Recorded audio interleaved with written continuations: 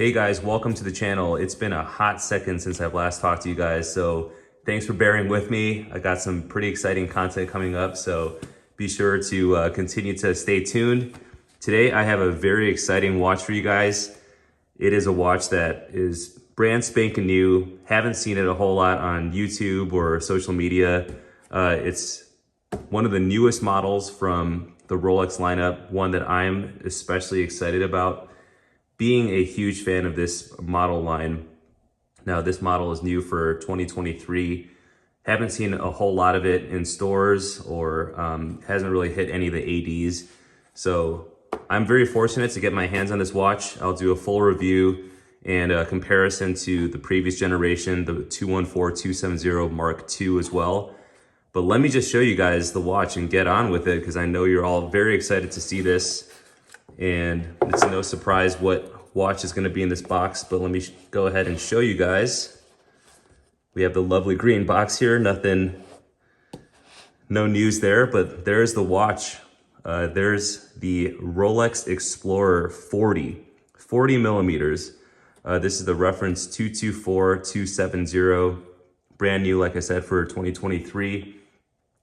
And I really haven't seen a whole lot of videos on this watch yet, guys. I've seen some kind of cheesy ones with terrible music, but just wanted to give you guys an unboxing experience of this watch, because I'm very excited to have this watch and feature it on the channel.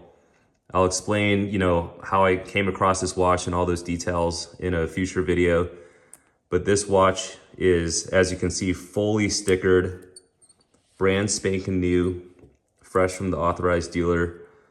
Rolex Explorer 40 millimeters.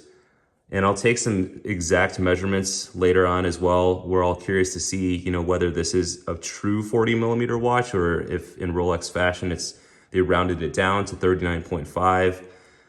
And, but I will say, putting this watch on wrist, it really feels very similar to the Mark II. There's no discernible difference when I first put this on wrist to the Mark II. It almost deceived me. I was like, am I looking at the Mark II or am I looking at the Explorer 40? So very exciting.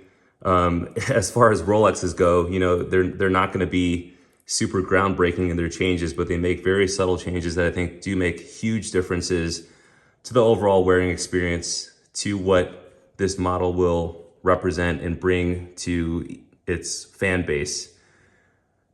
So there are some differences here versus the Mark II, which I'll get into further in a more detailed video. But right off the bat, you can see there's a gloss dial. The Mark II has the more muted matte dial, sort of the last of that dial variation. The Mark II had that, and the previous 214-270 had that as well.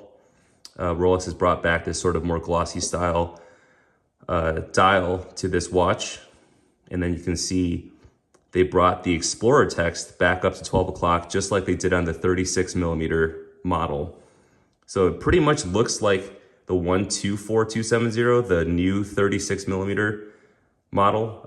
Proportionally, it kind of looks like it because it has a 40 millimeter case and the 21 millimeter lug width for the bracelet, whereas the 36 had a 35 millimeter case and 19 millimeter lug width.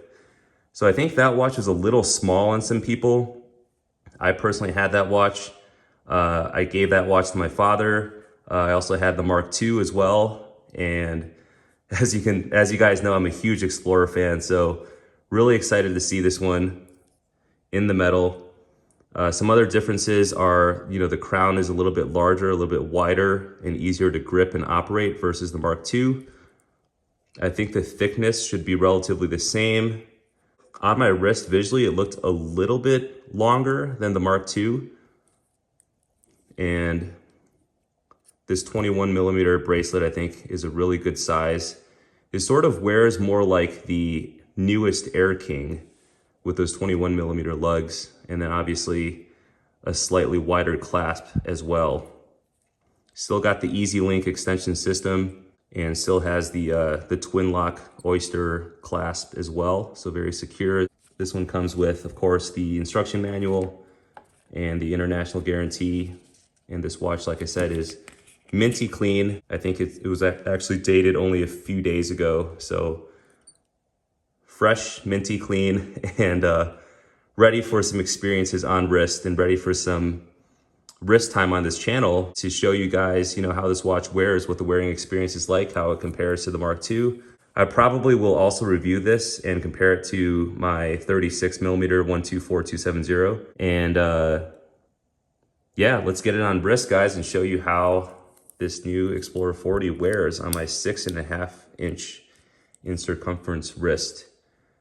Nothing too exciting here as far as, how this watch wears differently to the Mark II. It wears very similarly. You can see there's not a whole lot of overhang. It, melds pretty well to my wrist. I've always really enjoyed the more sinuous Oyster case versus the maxi case that you find on the sub. So really nice. I do like the 21mm bracelet. I think it just adds that little bit of heft, that little bit of presence. I like how the new Air King wore. This has, of course, the updated Rolex caliber 3230 inside with 70 hours of power reserve and a Chronergy escapement for, a more efficient winding system.